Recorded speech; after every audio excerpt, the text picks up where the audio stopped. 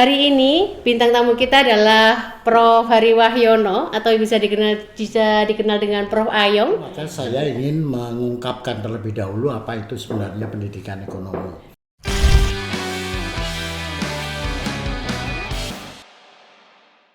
Jadi misalkan ini bayangan saya, Bro, kalaupun misalnya nilai-nilai ini ditanamkan di dalam sebuah pendidikan, betul. Mungkin kesenjangan ini bisa tidak terlalu besar ya, betul Bro? Sekali.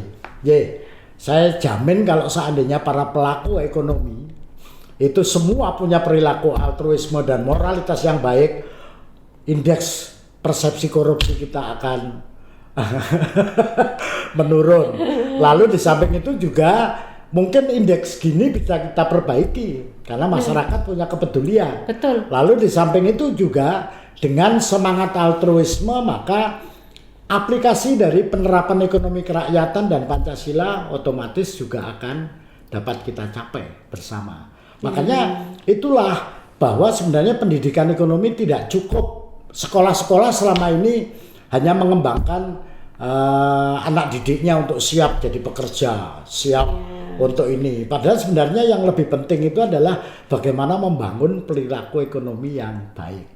Yang sudah mulai luntur ya, Bro. Nah, guru-guru ekonomi seperti itu. Oleh karena itu maka di dalam prodi pendidikan ekonomi itu layak sekarang ini sudah mulai dikembangkan mata kuliah ekonomi perilaku misalnya. Iya. Behavioral ekonomi. Betul, ada sekarang, Bro. Itu, untuk tahun 2003 itu sudah dimasukkan, sudah itu dimasukkan. bagus. Tapi di S3 sudah mulai ada. Betul. Jadi itu S2 yang mungkin nanti perlu dikembangkan. Lalu di samping itu juga karena masyarakat sekarang juga sedang dilanda oleh disrupsi kemajuan teknologi, maka perlu juga dikembangkan tentang ekonomi milenial. Mungkin dikembangkan ekonomi digital dan segala macam. Lah, ada mata kuliahnya juga. Pada mata kuliah itulah kita tanamkan dan mungkin secara spesifik ekonomi altruisme ini, caring economic itu perlu juga dikembangkan sebagai sebuah mata kuliah. Wah, menarik itu, Bro, sepertinya, Bro. Jadi seperti itu. Sehingga nanti anak-anak diberi proyek-proyek, diberi problem-problem, melakukan pengamatan secara kontekstual gitu terkait dengan bagaimana praktek altruisme, kepedulian, caring dan sebagainya yang ada di dalam masyarakat. Mahasiswa saya melakukan penelitian itu, pengembangan caring ekonomik di anak-anak SMA. Jadi gitu. Jadi dengan metode kontekstual anak-anak diminta untuk melakukan studi apakah memang masih ada itu nilai-nilai caring ekonomik, nilai-nilai altruisme itu yang ada di masyarakat dan itu nanti dibawa ke kelas untuk dipelajari bersama nilai-nilai itu. Dan itu bisa dibentuk sebagai sebuah mata kuliah sendiri atau insersikan kepada mata kuliah yang ada, yang selama ini ada. Iya, itu nanti mungkin bisa jadi ciri khas juga ya, Prof. Nah, harusnya seperti itu sehingga bisa menjadi ciri khas prodi pendidikan ekonomi kita ini punya kekhasan. Betul. Begitu dibandingkan dengan universitas-universitas lain. Dan kekhasannya itu unik, menarik gitu. Betul sekali. Nah, makanya kalau seandainya proses pendidikan ekonomi itu mampu membentuk pelaku ekonomi yang bijak, yang memiliki ciri-ciri seperti yang saya sebutkan tadi, maka masyarakat yang sudah dididik dengan memperoleh pendidikan ekonomi ini akan memiliki kontribusi besar bagi tercapainya kesejahteraan dan kemakmuran. Kan begitu. Mereka tidak hanya sekedar sebagai manusia homo economicus yang terlalu mementingkan dirinya, tetapi juga punya kepedulian dan caring terhadap orang lain. Jadi seperti itu. Dengan demikian maka inilah sebenarnya peran pendidikan ekonomi bagi kepentingan peningkatan kesejahteraan bangsa. Makanya saya selalu punya obsesi mestinya pendidikan ekonomi itu posisinya tidak disamakan dengan materi-materi pelajaran IPS yang lain seperti geografi, sejarah dan segala macam. Ini dijadikan mata kuliah pokok karena ini yang bakal memperbaiki perilaku ekonomi. Dan seperti kita ketahui bahwa masyarakat ini kan tidak pernah lepas dari persoalan ekonomi dalam keseharian. Betul. Iya kan? Iya. Jadi Itu kadang-kadang menjadi satu masalah yang utama gitu ya, betul Prof. sekali. Dan seperti kita ketahui, bangsa ini kan nggak pernah peduli dalam konteks pendidikan ekonomi. Dimaknai anak-anak itu merasa, sebagian besar orang merasa bahwa pendidikan ekonomi itu ya hanya pendidikan formal saja yang ada di sekolah. Belajar teori-teori ekonomi. Iya, padahal mestinya pendidikan ekonomi harus diawali secara informal dari rumah. Orang tua disadarkan tentang pentingnya pendidikan ekonomi dan seterusnya. Makanya di Eropa pendidikan ekonomi itu lebih menekankan kepada home economics.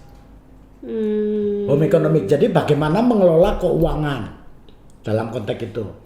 Di Amerika Serikat misalnya anak umur 5 tahun sudah dikasih uang saku mingguan atau bulanan. Sehingga mereka terbiasa untuk mengelola uang secara mingguan atau bulanan. Mulai kecil belajar ya, Prof ya. Sementara di anak-anak kita itu sampai SMA mereka masih dikasih uang harian. Iya. Sehingga hanya bisa mengelola duit secara harian aja. Begitu kuliah mereka diminta untuk mengelola duit secara bulanan, kacau balau mereka, karena mereka gak pernah punya pengalaman untuk mengelola duit. Lah ini hal-hal yang seperti inilah yang sebenarnya perlu dipertimbangkan. Jurusan pendidikan ekonomi harusnya mengembangkan sejumlah mata kuliah, sejumlah keterampilan tentang bagaimana pendidikan ekonomi ini menanamkan rasionalitas, altruisme, dan moralitas serta ekonomi kerakyatan. Itu Mbak Santi yang bisa saya sampaikan. Jadi begitu. Ya. Sehingga dengan demikian maka sebagai sumber daya manusia dengan perilaku ekonomi yang bijak punya kontribusi yang besar bagi terciptanya kesejahteraan. Dan seperti kita ketahui bahwa sekarang ini kemajuan suatu bangsa kan tidak hanya diukur dari kemajuan PDB, kemajuan ekonomi. Tetapi semuanya diarahkan untuk mencapai indeks kebahagiaan. Betul, ya sekarang memang ada yang namanya indeks kebahagiaan. Jadi semuanya mengarah kepada indeks kebahagiaan. Indeks kebahagiaan itu yang namanya pertumbuhan ekonomi, peningkatan PDB itu hanya menjadi salah satu indikator saja. Tetapi kebebasan untuk memilih kehidupan, bagaimana support sosial, bagaimana harapan terhadap kesehatan, bagaimana kebaikan hati, generosity, bagaimana persepsi terhadap korupsi itu juga berpengaruh terhadap kebahagiaan kita. Dan dari data tahun 2021 sebenarnya agak lama ya datanya, itu terbukti bahwa Indonesia itu nomor 87 dari 90 negara dalam konteks indeks kebahagiaan.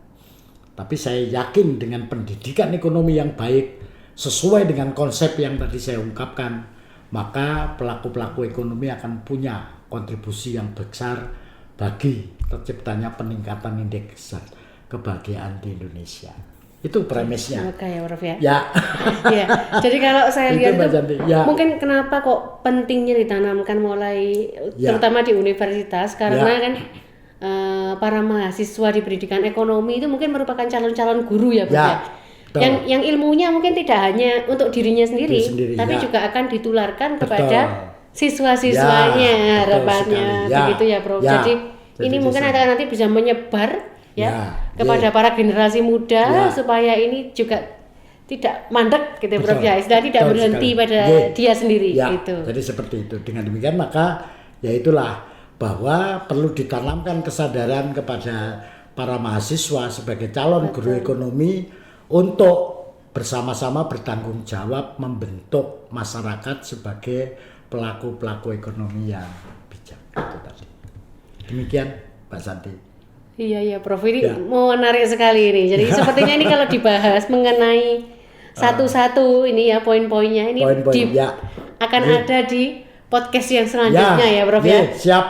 Akan ada di podcast yang selanjutnya. Jadi bagaimana mengimplementasikan rasionalitas, bagaimana mengimplementasikan altruisme, bagaimana mengimplementasikan moralitas dan memperjuangkan nilai-nilai ekonomi Pancasila itu mungkin akan menjadi pembahasan yang menarik. Iya. Baik Prof, untuk yang rasionalitas kan mungkin kita sudah belajar banyak di teori-teori ekonomi itu sudah banyak Prof. Nah tapi saya boleh nggak Prof minta spill sedikit aja Prof tentang implementasi nilai-nilai untuk altruisme dan moralisme itu yang seperti apa nanti? Spill sedikit aja Prof. Jadi supaya netizen ini penasaran juga nanti seperti apa gitu. Monggo Prof.